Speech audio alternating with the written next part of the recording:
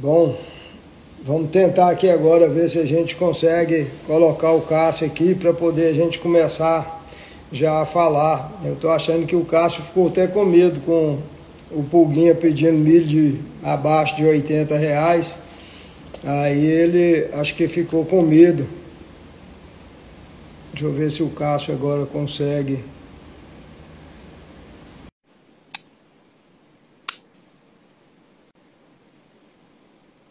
Tá. Fala, Mauro. E aí, Cássio? Porra, deu um Rapaz, probleminha aí, você mas já dá voltamos. trabalho, hein? Não é, pô. Esses maranhenses dá trabalho demais para poder mexer com essas tecnologias Desculpa aí o novas. atraso. Tá doido. Você tá Agora onde, deu bom. Cássio? Eu tô em Imperatriz, acabei de chegar. Ah, você tá no Maranhão. O Maranhão é outra, deve ser outra frequência. Aí a Não, internet. Maranhão é estado top, chovendo pra caramba. Tudo de Pois bom. é. Eu tô achando que. Mas esse Maranhão aí é bom demais, viu, Cássio? Muito de Ah, primeira. abençoado.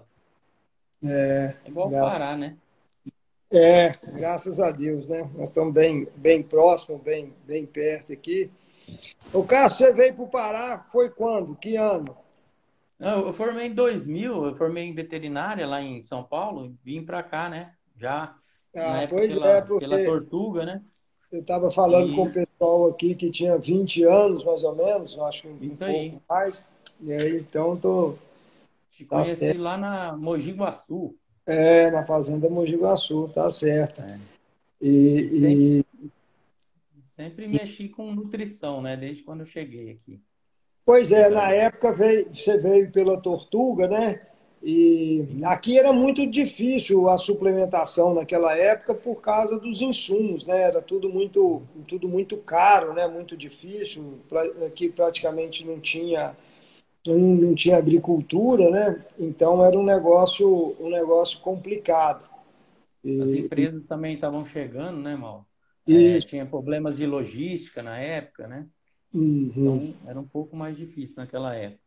Mas hoje, assim, vem evoluindo muito rápido, né? Dos últimos 4, 5 anos aí, tanto a evolução da parte nutricional quanto a parte de mineralização, ela mudou no mercado, né?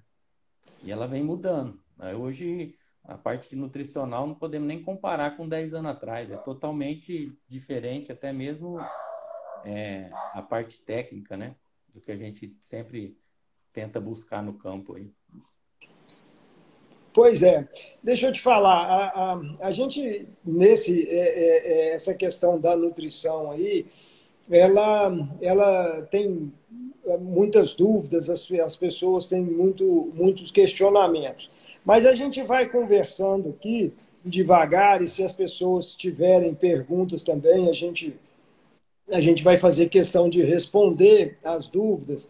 Mas eu queria levar para um lado, Cássio, assim, fazer, porque você falou, né, assim, nos últimos 10 anos, a evolução que houve, todas essas empresas têm investido muito em tecnologia, em novos produtos, em produtos melhores, né? Isso a gente vê esse avanço muito grande. Você acha que esse mesmo avanço que tem na qualidade dos produtos, nos produtos que as pessoas estão, as empresas, né, no caso, que elas estão oferecendo para os produtores, você acha que existe essa mesma evolução nas propriedades em função de que as pessoas terem treinamentos maiores com os funcionários para poder usar esse produto de maneira melhor, né? Geralmente, por exemplo, a gente tem algumas coisas, tipo a infraestrutura, coxo, né? A qualidade do coxo para esses animais, para ser a chegada desses coxos, de que maneira que os animais chegam nisso aí. Quando você vai fazer o coxo, né, para poder colocar o produto, a ração, mas você tem que preocupar também muito com a aguada, as distâncias que estão essas aguadas, se for aguada encanada, a limpeza, né, desses tanques de água. Então, você acha que acompanha as propriedades vêm acompanhando essa evolução também, esse treinamento e esse investimento em infraestrutura? Então, Mauro, assim, nesses 20 anos aí, a gente no campo, o que eu tenho visto? Naquela 10, 15 anos atrás, todo mundo estava preocupado em suplementar, em mineralizar, em buscar em buscar desempenho, mas muitas vezes sem até mensurar, né? E hoje, o que eu sinto? Eu sinto que na parte técnica das empresas, dos pesquisadores, desse mercado globalizado que abriu aí a oportunidade de vir muita tecnologia, então todos, cada um segue a sua linha, mas todos têm algo a mais a trazer para dentro da fazenda, né? A grande maioria das empresas tem a sua tecnologia, acredita numa linha, então assim, isso evoluiu muito rápido. Só que em contrapartida, no paralelo, a evolução no campo, na hora que a gente sai mesmo para rodar, para andar, está sendo muito lenta, né? Então hoje é normal a gente sentar aí ou conversar com o produtor, ele está falando sobre lasalocida, sobre alguma coisa, um promotor, um aditivo, sei lá, alguma coisa muito mais técnica. Só que na prática, quando você vai na base dele, ele não tem a base que para fomentar o mínimo possível que a gente precisa para começar aí esse pente fino, entendeu? Então as estruturas elas vêm, a gente vê que vem evoluindo, né? Mas ainda não no mesmo ritmo que chegou essa parte aí das tecnologias, entendeu? E muitas vezes a gente vê que pessoas querem usar algo diferente, mas não tem estrutura ou ainda não está preparado, não está conseguindo fazer o básico, que seria desde a formação, utilização do capim, né? Até que eu acho que hoje o principal seria um planejamento produtivo, né? Hoje é difícil, não é que é difícil, são poucas as fazendas que existe um planejamento produtivo. Porque é a partir daí, na minha opinião, que tem que começar a se construir um planejamento nutricional, né? E muitas vezes a gente quer fazer alguma coisa diferente, mas na nossa estrutura ainda está aquém, né, de acontecer. Então, é normal. Atualmente, eu sou o gestor lá de negócio da Prodap, nós temos uma equipe de consultor, né? É normal o nosso trabalho inicial nos grandes, né, nas novas contas, o beabá, que é treinamento de mão de obra, ajudar o produtor a montar a estrutura básica, como coxo, tamanho de coxo, localização de coxo, entendeu? Então, normalmente, a necessidade de fazer esse trabalho base antes de dar algum passo aí no que normalmente eles buscam, entendeu? Então, Isso. ainda... Agora, você falou em uma coisa, por exemplo, para mim, quando você fala na nutrição, né, eu acho que eu sou uma das pessoas que falo mais contra a suplementação e sou, ao mesmo ponto, uma das pessoas que mais suplementa. Né? Eu acho assim, se for colocar por cabeça, né, fazer essa média aí por cabeça, o meu índice de suplementação ele é muito alto. Então, assim, a suplementação ela demanda muito de uma estratégia, de um planejamento. Né? Que ela é eficiente, isso aí é sem dúvida. Agora, que ela também tem um custo, né? Que ela é cara, a gente também tem que saber. Mas tem alguns momentos que mesmo esse caro se torna a alternativa mais barata que você tem. Então, assim, agora mesmo a gente está atravessando uma mudança, né, uma fase, saindo do período de águas para o período de seca, né, estamos nessa transição. Então, o que a gente vê? Os capins agora vai diminuindo o crescimento, né, eles já não conseguem ter, e geralmente as taxas de lotação estão mais altas, né? Agora você começa a produzir menos pasto do que aquele tanto de animal que você tem. Então, assim, a suplementação chegando nesse momento agora, em algumas horas ela tem que ser, ela até extrapola aquele preço normal, mas ela se torna uma ferramenta de você tirar esses animais mais rápidos, né? Então, por isso que eu uso, por isso que eu trabalho bastante com suplementação e é muito assim como ferramenta, né? Outra coisa que eu acho, que eu penso na minha maneira, é que, primeiro, você tem que ter o básico, que é o pasto. Né? Então, assim, qualquer suplementação que você for usar de animais a pasto, se você não tiver capim, né, se você não tiver qualidade nesse capim, se você não tiver um capim suficiente para poder alimentar aqueles animais, talvez a suplementação venha trazer mais problema. Então, Né? assim, é isso aí. Assim, na minha opinião, depende da região, né? Mas, assim, em geral, aqui na nossa região, abril, maio, junho e julho, na minha opinião, é a melhor época de investir em suplementação, principalmente para potencializar ganho, né? No período seco, crítico, na minha opinião, é o mais caro que tem e o de menos custo-benefício, tá? Então, o que que E, acontece? E no período que chove demais, principalmente na região amazônica, a gente pegar janeiro e fevereiro, muitas vezes a gente faz algum investimento em suplementação pesada, mas a gente tem que considerar e respeitar a parte ambiental. Então, se você pega todo dia caindo 20, 30 milímetros de chuva no lombo do Nelore, muitas vezes ele não vai aproveitar alguma estratégia nutricional no nível que tem que ser aproveitado. Então, quando os períodos de muita chuva, também a gente tem que fazer uma avaliação, entendeu? Mas, isso. exemplo, o que que acontece? Agora, abril, maio, junho, o ciclo do capim começa a fechar. Algumas variedades antes, outras depois. Então você já tem toda aquela energia, proteína indo para a semente, né? Independente que chove mais ou não, mas o capim tem o ciclo dele. Então, por que na minha opinião, é o melhor período para tentar fazer alguma suplementação estratégica? Porque você tem a proteína do capim caindo, mas a energia ainda, a maioria das vezes, até final de junho e julho, ela dá uma condição de que qualquer suplementação bem balanceada a um custo menor do que uma super ração aí, a gente consegue fechar os déficits e manter ganhos de águas por mais 45, 60 dias, entendeu? Isso. Então, é diferente. Então, exemplo, você muitas vezes com um suplemento aí de 600, 700 gramas, sei lá, R$ 1,50 por dia, dois, você consegue manter ganhos de 700 gramas nesse período, em relação a você querer ganhar 700 gramas no período crítico da seca, onde vai te custar R$ 6, R$ 7, entendeu? Então, por isso que eu acho que esse é um momento estratégico, na minha opinião.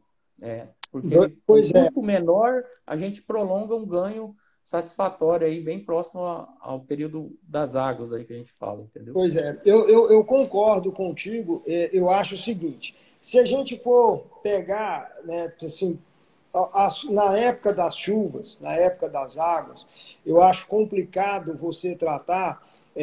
Primeiro, porque você tem capins de ótima qualidade. Se você focar muito no capim, né, então você tem capim de ótima qualidade. Isso inibe animais, por exemplo, mais anelorados, Nelore e coisa, você inibe eles muito de ir no coxo.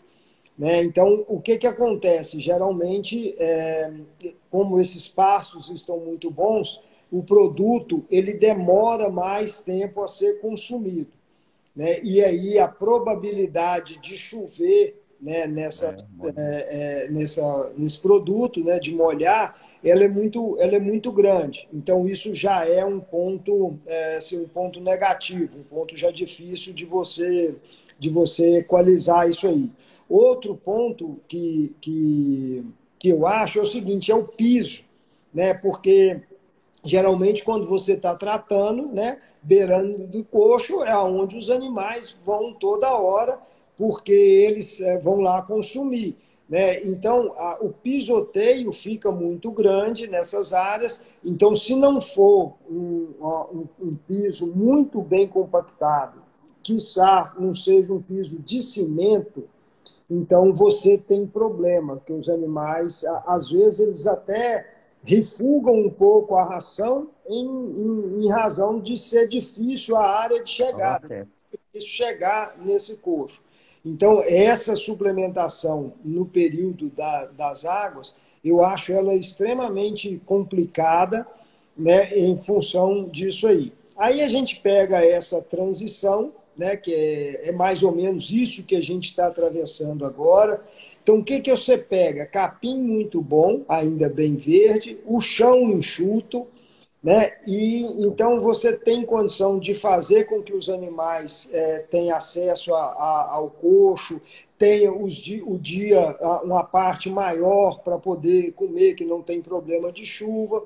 Então, você tem um aproveitamento melhor desse produto que você põe no coxo e você tem o capim bom, o chão muito bom para os animais que estão ali. Então, eu acho que você consegue um ganho de peso muito elevado, né, com pouco produto. Então, a gente, quando fecha isso, chama aí o custo-benefício, é o mais eficiente, é o melhor que você tem nesse período. Aí, depois, aí vamos falar mais já para a seca, né, e aí do meados para o fim da seca, o que eu acho nessa suplementação a pasto, ela encarece muito, porque o volume, né, de ração que você tem que dar, ele é alto, aí, se tiver muito seco, para ter ganhos de peso aí de 700, coisa acima de 4 quilos de ração, mas o que aumenta muito nisso aí para poder ter ganho de peso, é o custo fixo, né? Porque se você pegar o custo da sua propriedade e dividir esse custo por hectare, aí você vê que nessas áreas que você está tratando, para você ter ganho de peso, a lotação fica abaixo de uma cabeça por hectare, né? Então, para poder, nos períodos mais secos, aí, principalmente final da seca, você tem que diminuir demais a taxa de lotação, então o custo fixo sobe muito. Então, quando você pega um custo variável alto, que é acima de 4 quilos de ração, e um custo fixo também alto, porque você tem que baixar muito a taxa de lotação por causa do volumoso, né, para ter volumoso para esses animais, fica praticamente perto de uma dieta de confinamento, só que com um ganho muito, muito aquém de um ganho de confinamento. E, assim, e um custo de distribuição muito alto, porque geralmente quando você faz a pasto, então você tem que levar a pasto. Então eu acho que é melhor nesse período mais seco os animais mais pesados acabar a terminação em confinamento e você trabalhar, aí você pode trabalhar com proteinado, até com uma ração, mas para animais bem mais jovens, para bezerro, para poder você não deixar esses bezerros sentir também nesse período seco, né? Principalmente se você compra bezerro aí desmamado e tal. Então com arroba, né? Então você consegue, o consumo é pequeno, né? Então esse bezerro, o consumo dele é menor, bem mais baixo, e ele consegue ter um ganho de peso bom, e você consegue colocar mais animais no pasto. Então, quando você faz o seu custo aí por cabeça, né, você consegue viabilizar, porque você consegue colocar bem mais bezerros por hectare do que boi gordo. Então, basicamente, o que eu acho que é essa suplementação, o foco, né, você tem que fazer muito dentro de um planejamento. E eu acho que uma das coisas interessantes, você hoje já... Acho que eu até vou te falar aqui que eu te escolhi para poder vir falar isso. Primeiro, porque você participa disso de muitos anos. Para nós parar, né, aquilo que a gente estava falando, no início a gente não tinha grãos, era um negócio complicado, era caro para poder comprar grãos, porque tinha que vir de fora. Então, essa conta sempre foi muito, muito difícil, muito complicada de fazer, mas você trabalhou muito, muito tempo, né, fazendo isso. Depois você foi um cara que foi para a área aí de trabalhar muito com capim, principalmente com semente, vendendo, sabe, fazendo formação de pastos. Então, você sai da suplementação, sai assim, né? Você está lá dentro, mas você entra muito nessa parte do capim. E agora, por último, né, você vai muito para a questão da gestão, que eu acho que também na suplementação isso aí é fundamental, essa gestão para poder você saber bastante sobre custo, né? Então, assim, o que realmente custa essa suplementação. E eu vejo, né, uma das coisas que a gente vê muito aí, a suplementação, eu costumo dizer que ela é mais ou menos igual droga, ela vicia e causa dependência. Então, as pessoas, às vezes, ficam muito dependentes daquilo. E aí ele acaba usando suplementação como muleta. Muleta, o que, que é? Que você você está ganhando, né? Tipo, nessa época do ano, você suplementa e está com ganhos aí de 600 gramas, 500, 600 gramas. Esses ganhos era para você estar ganhando só a pasto com linha branca, né? Mas se os seus pastos não tiverem de boa qualidade, aí a pasto você só ganha 300, 350. Aí você usa a suplementação para poder chegar em 600. Então, esse modelo aí de suplementação, né, que eu digo que aí é só para poder servir de muleta, né, para você poder apoiar. Corrigir a deficiência, né?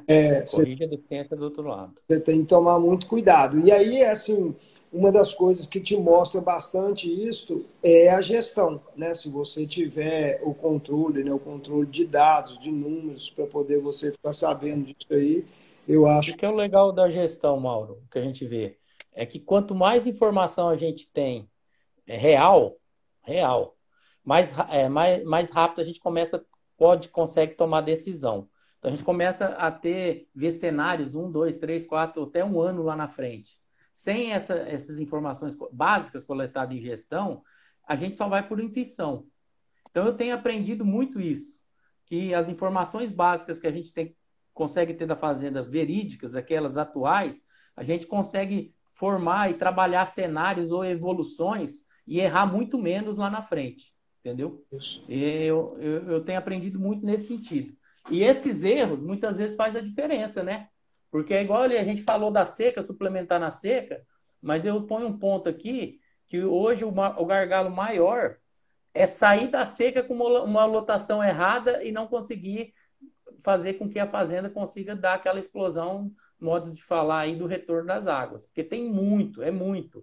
Muitas vezes erra no planejamento estratégico por não ter informação, entra numa seca pesada, não tem gado, não tem planejamento de fazer, abater o que for, ter saída daquele gado, e quando começa a chover, a lotação está um pouco acima do que precisava, e a fazenda não consegue respirar, não respirar, e muitas vezes só vai acontecer em março.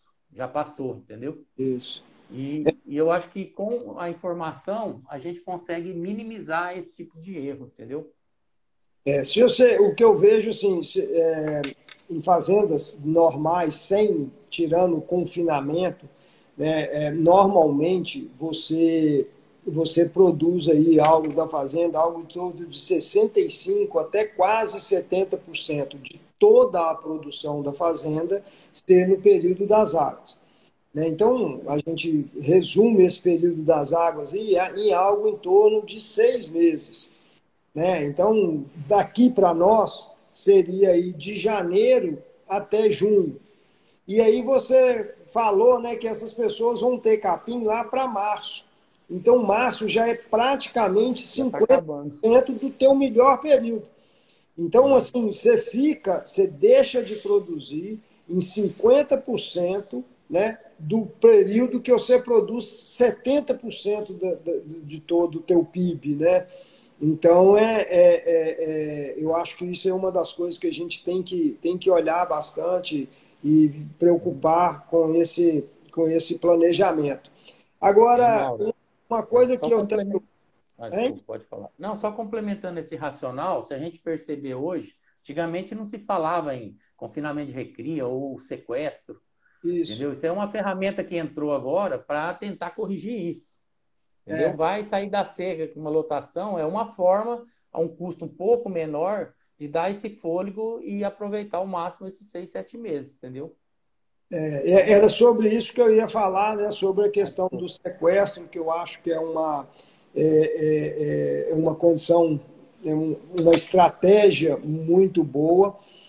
Primeiro que você mantém uma taxa de lotação dentro da fazenda, né? E principalmente nas fazendas que têm intensificação, que têm adubação. Porque nas fazendas que você aduba, a explosão do capim quando entra as águas ela é muito grande. Então, e geralmente, por exemplo, você sai de áreas ali que você está com uma cabeça e meia, duas, e vai para 6. né? Então, assim, a necessidade de animais em dentro aí de 15 dias, 15, 20 dias, ela é muito grande. Então, se você deixar para poder fazer essa reposição, né, para ir atrás de compra, para poder atender essa demanda do capim, que explode muito rápido, você tem muito problema. Aliás, só se for uma fazenda pequena para você conseguir suprir isso, né? Senão você tem muita dificuldade ou até começa a fazer negócios ruins, que eu preciso de comprar, então você abre preço, sai comprando às vezes mais caro para poder atender a necessidade ali do pasto, para não deixar o pasto passar, né? Então, eu acho que isso é uma coisa que a gente tem que estar de olho. E esse sequestro aí de animais, de bezerro, de garrote, eu acho que ele vem muito para ajudar nesse quesito, né? Então, eu acho que isso ajuda bastante. Agora, sobre o sequestro, Cássio, a experiência, pelo menos assim, que tenho tido com isso, já faço isso há uns 3 anos, mais ou menos, eu venho trabalhando com esse sequestro. Então, o que eu tenho feito é que durante o período que os animais estão no sequestro, a gente tem que ter ganhos mais limitados, tem que trabalhar para. Moderado. Você não pode, o seu foco não é ganho de peso. Então, Sim, acredito eu que isso deve ficar entre 450 e 550 600. gramas. Qualquer coisa que você fizer mais do que isso, ganhos maiores do que isso, aí você tem problema quando esses animais voltam para o pasto. Você acha que é isso aí também? Eu concordo. Assim, o que a gente vê sequestro? Fazendas que usam, tem fazenda que usa o sequestro, porque que nem aqui no Maranhão, o cara compra bezerro na perna e chega lá é bezerro de 5 arroba. O cara fala que é 7, mas é 5. Então tem gente que usa o sequestro para fazer essa correção, muitas vezes durante até o ano inteiro. Isso existe, que dá para fazer essa correção, sempre buscando isso aí, deixar o rumen, deixar a bactéria, a flora celulolítica predominar, né? Deixar o volumoso, o feno, a silagem, ela predominar para que de forma, depois que ele volte no pasto, não haja estresse aí de rumen e ele consiga continuar ganhando peso. Tem a outra linha também que alguns usam hoje, principalmente no sul do Piauí, que a gente tem trabalhado um pouco lá, um pouco fora da nossa realidade, mas cabe no Pará, é ter estrutura de sequestro para comprar animais de reposição em períodos que ninguém está comprando. Então, lá que seca e torra, agosto, setembro, ninguém está. Um monte de gente pode até vender garrote magro, mas ninguém está comprando. Então, o cara tem toda a estrutura de comida para fazer uma compra bem feita do animal um pouco mais zerado. Aí começou a chover, à medida que a fazenda recupera, ele volta a trabalhar com ela. Então, também usa-se como essa estratégia, entendeu? E, na minha opinião, o sequestro ele tem que ser assim, na minha opinião. Ganho de 450, no máximo 600 gramas. Por quê? Para manter esse animal com a flora toda celulolítica, para que, à medida que ele voltar para os pastos, eles sintam o mínimo possível, ou nem sintam, entendeu? Pois é. E também o custo está junto, relacionado, né? Se você for lá no sequestro e ganhar 1,2 kg, eu acho que é uma bomba que ela pode estourar rapidinho ali depois que sai. Principalmente no começo da chuva, onde explode, igual você falou, o capim. Então é muito broto, muito potássio, né? É assim, o capim falta um pouco de fibra. De qualquer maneira, todos os animais tendem a sentir um pouco, né? Uhum. Então, na hora que você vai correlacionar as duas realidades, para onde que ele vai depois, a linha de nutricional do sequestro, na minha opinião, seria essa aí também, entendeu? Assim, na experiência, o que tem dado o melhor resultado para os animais depois que você sai é quando essa dieta fica aí para poder ganhar algo em torno aí desses 450 a 550. Geralmente 550, às vezes ele ganha até se for meio que um compensatório, alguma coisa assim, então ele ganha. Outra coisa é que esses animais ficam dentro de casa, então você pode fazer todo o protocolo sanitário, você pode, dentro do sequestro, selecionar isso tudo por faixa etária, por faixa de peso. Então, você coloca esses animais bem iguais. E porque aí depois, na hora de tirar isso para poder colocar nos pastos, isso já está tudo prontinho, Tá já está tudo pronto. dentro da fazenda funcionando normal, então rodando muito bem. E aí, nos pastos intensificados, né, você começa a colocar eles no momento exato. Então, por exemplo, geralmente logo do primeiro para o segundo giro, você tem que aumentar aí algo em torno de entre 30% e 35% a capacidade de lotação desses módulos. Então, estando no sequestro, já fica tudo muito mais fácil para poder você fazer isso aí. E nos pastos, aonde não são intensificados, principalmente os pastos com a fertilidade mais baixa, quando você consegue deixar esses pastos, o início das águas, né, as primeiras chuvas, ali algo em torno de 15, 20 dias, né, esses pastos bem folgados, praticamente sem animais, então você consegue melhorar demais o capim desses pastos. Então, às vezes a gente começa a fazer o custo só em cima, vamos dizer, o custo direto. Ah, o sequestro me custa tanto a diária, e você esquece muito, né, dos benefícios que isso pode trazer no restante da fazenda. Então, eu sempre trabalhei aqui com essa questão da suplementação, muito mais do que só o ganho direto, o ganho da suplementação direto naquele animal que você está dando, mas o ganho geral dentro da fazenda. Né? Então, é você folgar um pasto na hora certa. Né? Então, assim, pastos mais fracos, eles ficarem aí 15, 20 dias descansando na primeira chuva, isso é Mastercard, né? Diferente. Não tem preço. Isso aí. E esse mesmo racional acontece, né, no próprio confinamento, né? Muitas vezes o cara está confinando e não está fechando o custo, né? O custo está muito alto. Só que a maioria das vezes ele tem um planejamento estratégico e aquele é uma ferramenta naquele momento para que a máquina continue rodando. Porque se ele não tiver aquela estrutura por algum motivo, ele começa a travar todo o planejamento dele, né? É mais ou menos As o mesmo pessoas, racional. o que a gente tem que ver, né, por exemplo, geralmente as pessoas tratam muito a questão do confinamento, isso aí, muito como cassino. Então o cara está sempre jogando. O que ele está esperando quando ele fecha a boi? Ele está esperando uma explosão de preço, ele está esperando comprar barato e vender caro. Então, na verdade, ele está sempre querendo jogar. E, na verdade, a melhor forma de você usar um confinamento é você trabalhar bastante, né, com taxas de lotação altas, desempenhos muito bons no período das águas, que aí isso é barato, né, é custo de capim e muitas das vezes linha branca.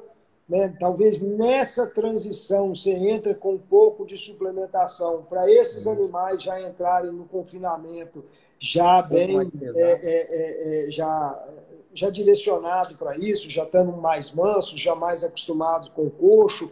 Né? Então, o confinamento em si, ele é mais uma ferramenta para poder te ajudar, né, a aliviar a fazenda na hora certa, a você ter animais, né, com a qualidade de acabamento bem mais uniforme e muito melhor do que, às vezes, a pasto.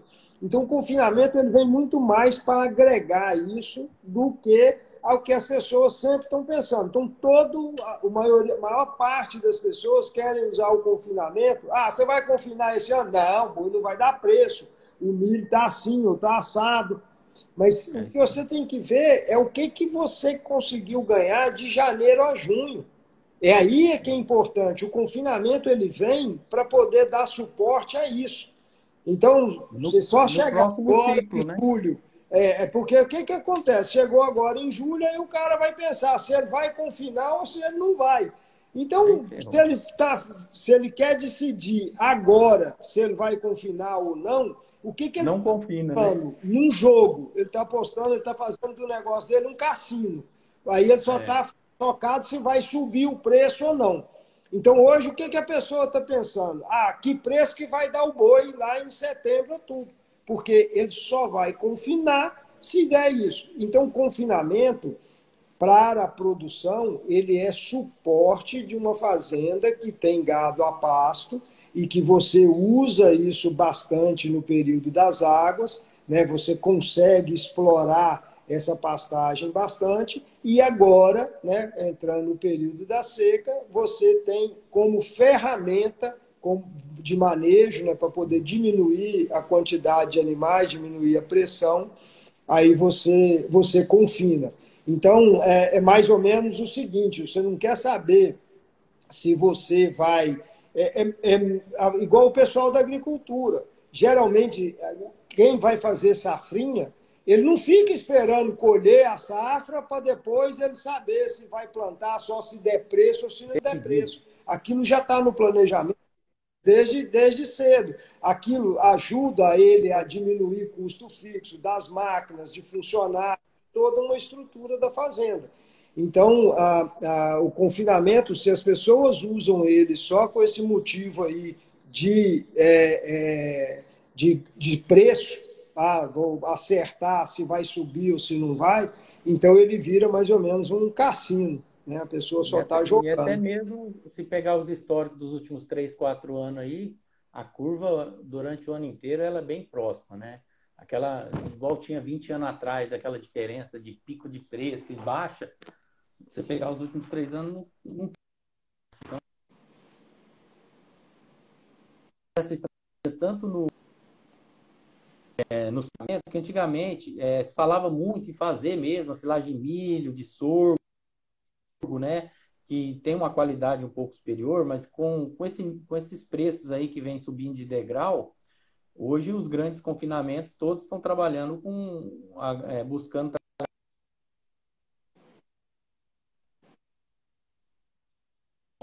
uma um pouco a médio e longo prazo, a parte de custo. Então é a tendência e acontece, principalmente nesses maiores, fazer silagem de capim ou fazer algum mix junto, né? Não quer dizer que milho seria o pior, mas principalmente quem mexe com agricultura. Quem mexe com agricultura faz conta, né, Mauro? Olha, tantos hectares aqui, se eu vender 170 sacos de milho a R$ 100, e se eu transformar em silagem, né? Quanto vai me transformar em carne? Então, e aí tem aumentado muito a produção de massa aí, para esse tipo de tecnologia, a base de produção de volumoso de capim, entendeu?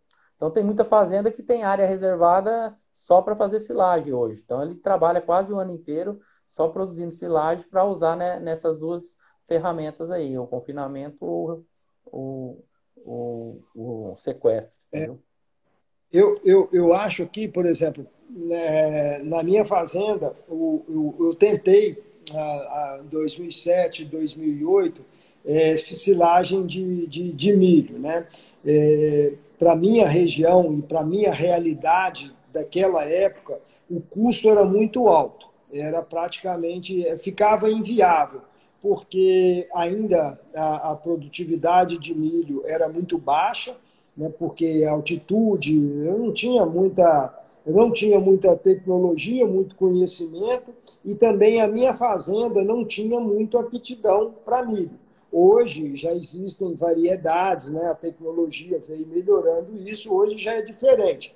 Mas hoje eu prefiro trabalhar com silagem de capim, é um processo bem mais fácil, né? E principalmente se a gente for trabalhar com essa questão do sequestro, se a gente for trabalhar com isso aí, a silagem de capim, ela ajuda demais, ela já resolve bastante o problema.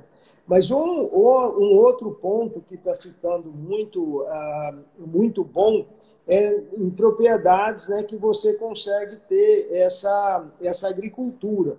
Né? Então, a agricultura, você pode fazer o grão, colher o grão, e plantar o capim para poder a safrinha ser de capim, para poder você fazer silagem. Então, isso aí viabiliza demais, baixa muito o custo da silagem fica muito barato. e praticamente, porque em áreas que você separa da fazenda só para poder fazer silagem, geralmente a gente tem que tomar um pouco de cuidado, porque a produção de silagem ela extrai bastante, né? E Sim, principalmente se você melhorar demais a qualidade dela, que é quando o pasto está na melhor hora ali, então os nutrientes estão todos na folha. Você vai lá e corta, você leva tudo. É diferente do boi comer, porque o boi só come uma parte, deixa a outra lá. A silagem, ela leva tudo, né?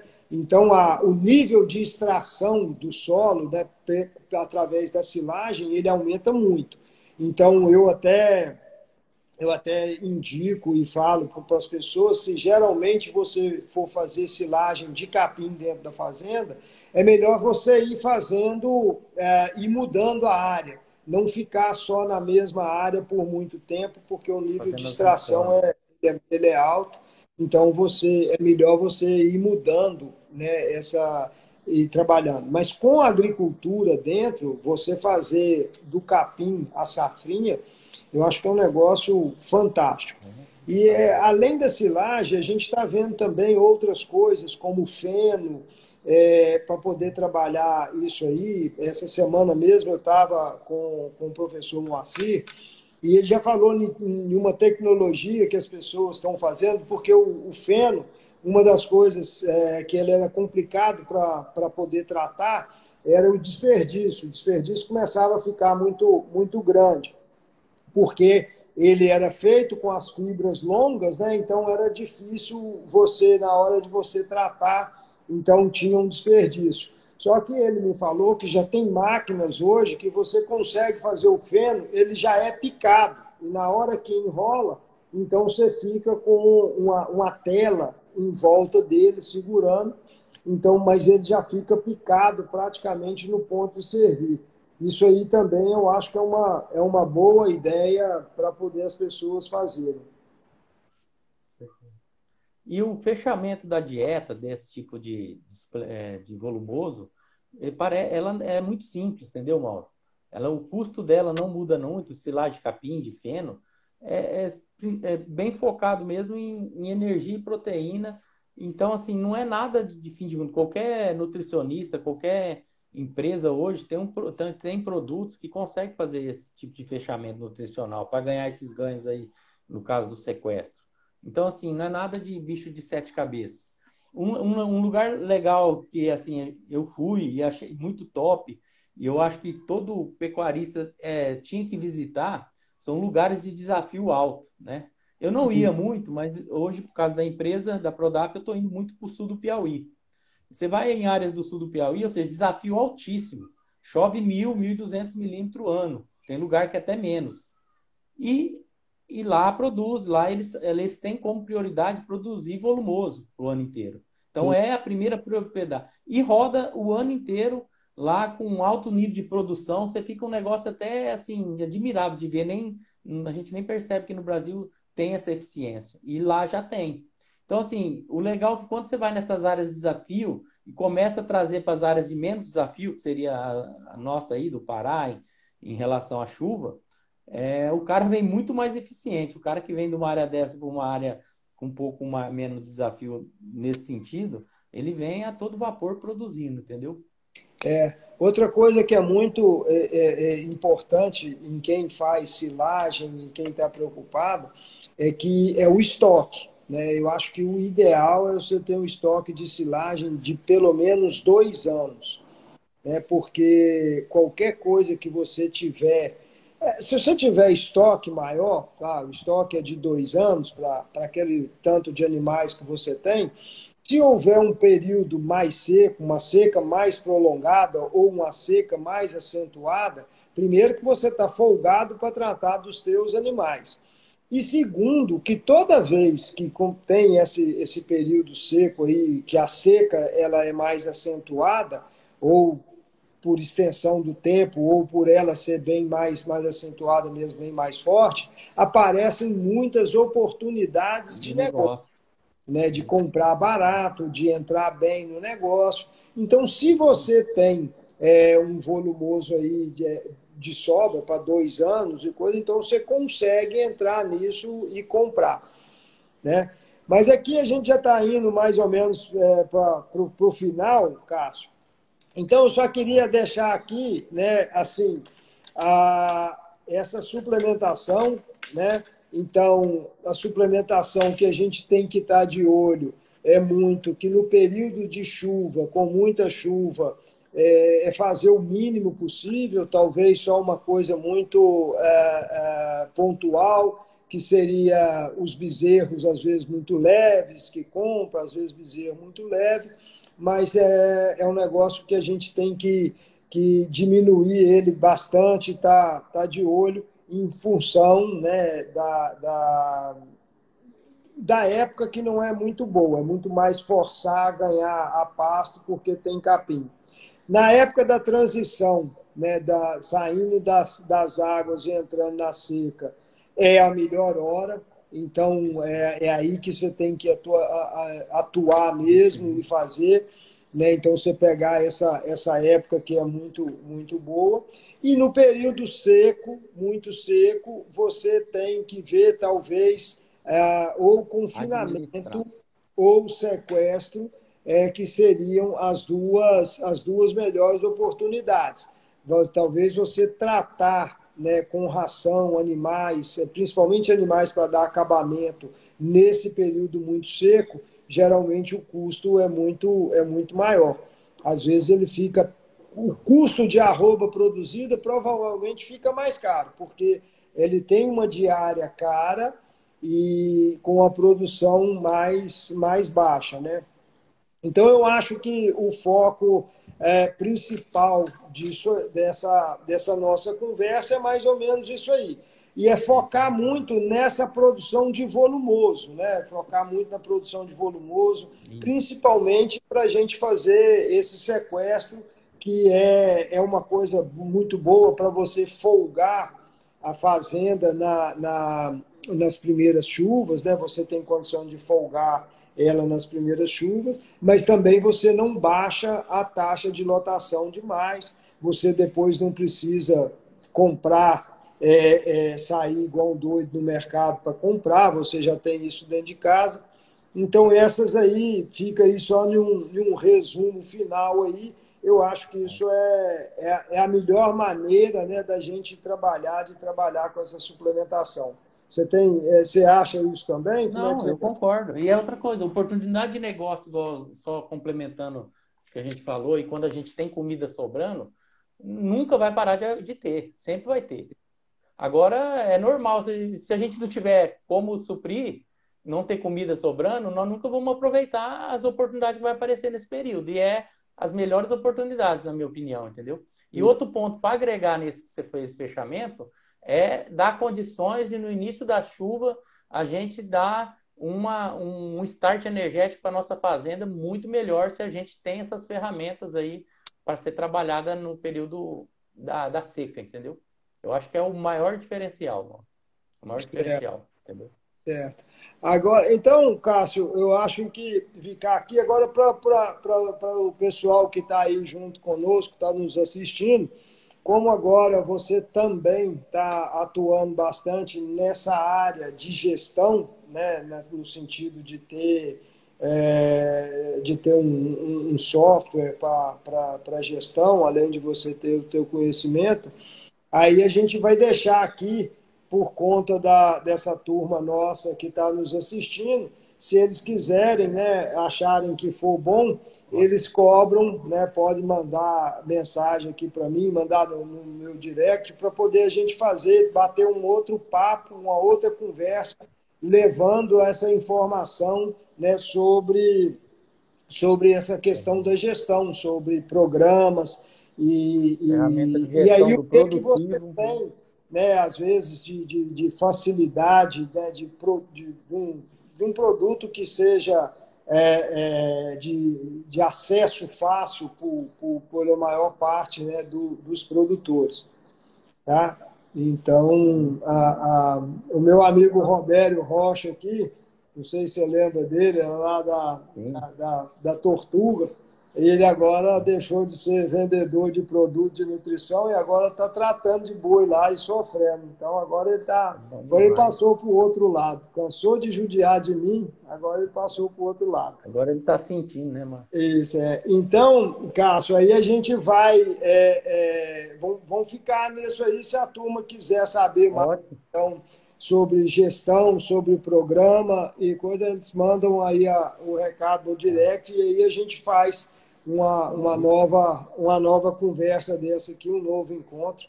Mas, Beleza. de qualquer maneira, eu queria te agradecer bastante pelas suas ideias aí e por tudo que você colocou, suas opiniões, e agradecer a todo mundo que estava aqui conosco, né? E para poder saber sobre isso, sobre suplementação. E se tiver mais alguma dúvida também, pode mandar aqui para mim, pode mandar para o Cássio, o que a gente puder ajudar e levar aí conhecimento para essa turma, nós estamos à disposição. Não. Então, E muito só. obrigado e boa noite. Beleza, um abraço. Obrigado. Eu que agradeço a oportunidade. Então, tá joia. Um abraço para todo mundo aí.